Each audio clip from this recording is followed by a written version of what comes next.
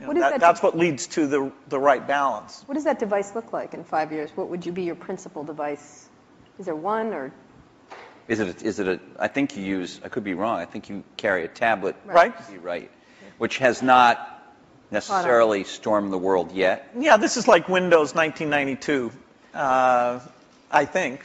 That is, I'm unrepentant on my belief. Okay. But to go back to Kara's point, what would you each imagine that you would carry as your principal, let's say, thing to do? I mean, the Jeff web Hawkins showed a very lightweight email device and all that kind of stuff. Yeah, I don't know if you guys saw, but Jeff Hawkins showed a Linux-based, a very small. I think he called it a companion to a smartphone today. A phone companion, which sounded a little naughty, frankly. It doesn't matter, you weren't there, but what would you think each would be?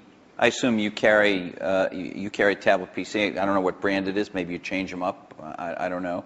You obviously carry a MacBook Pro, I would guess, or a MacBook. Yeah, well, and an iPhone.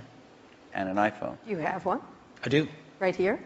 Yes. Well, he has when he took it out before. Really? He flashed his iPhone earlier today. Anyway, go ahead. So what is your device? What's your device in 5 years that you rely on the most? I don't think you'll have one device. I think you'll have a full-screen device that you can carry around, and you'll do dramatically more reading off of that. Yeah, I mean, I believe in the tablet form factor. I think you'll have voice. I think you'll have ink. You'll have some way of having a hardware keyboard and some settings for that. And then you'll have the device that fits in your pocket, which the whole notion of how much function should you combine in there. You know, there's navigation computers, there's media, there's phone.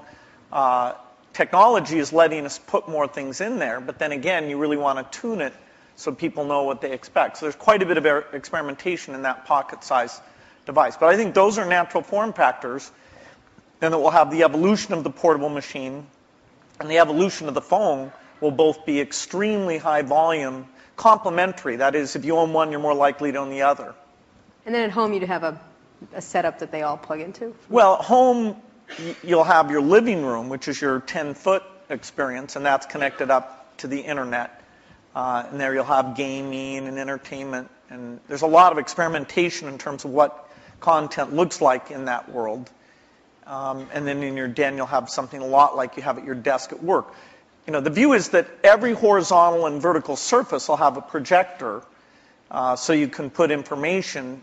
You know, your desk can be a surface that you can sit and manipulate things. Can I please have a room in my house that doesn't have a screen and a projector in it? You bet. Thanks. The bathroom. Well, that's the perfect place for it, actually. So what's your 5-year outlook at the devices you'll carry? You know, it's interesting. The PC has proved to be very resilient. Because as Bill said earlier, I mean, the death of the PC has been predicted every few years. And here, when you're saying PC, you mean personal computer in general, not just Windows PCs. I mean personal computer in general. Okay. And you know, there was the age of productivity, if you will, you know, the spreadsheets and word processors, and that kind of got the whole industry moving. And it kind of plateaued for a while, was getting a little stale, and then the internet came along, right? And everybody needed more powerful computers to get on the internet. Browsers came along, and it was this whole internet age that came along, access to the internet. And then some number of years ago, you could start to see that the PC, that was taken for granted, things had kind of plateaued a little bit, and innovation-wise at least. And then I think this whole notion of the PC, we called it the digital hub, but you can call it anything you want, sort of the multimedia center of the house, started to take off with digital cameras and digital camcorders and sharing things over the internet and kind of needing a repository for all that stuff. And it was reborn again as sort of the hub of your digital life.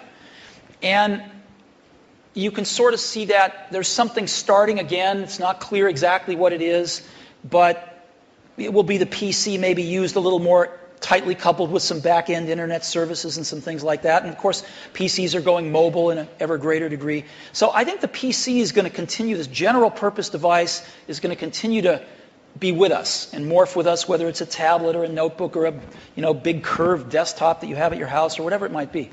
So I think that'll be something that most people have, at least in this society. In others, maybe not, but certainly in this one. But then there's an explosion that's starting to happen in these, what you call post-PC devices, right? And you call the iPod one of them. There's a lot of things that are not... You can get into trouble for using that term. I want you to know that. What? I'm kidding. Post-PC devices. Why? People write letters to the editor. They complain about it. Anyway, go ahead. Okay. Well, anyway, I think there's just a category of devices that aren't as general purpose, they're really more focused on specific functions, whether they're phones or iPods or Zunes or what have you. And I think that category of devices is going to continue to be very innovative, and we're going to see lots of them. Give me an example of what that would be. Well, an iPod is a post-PC device. A phone is a post-PC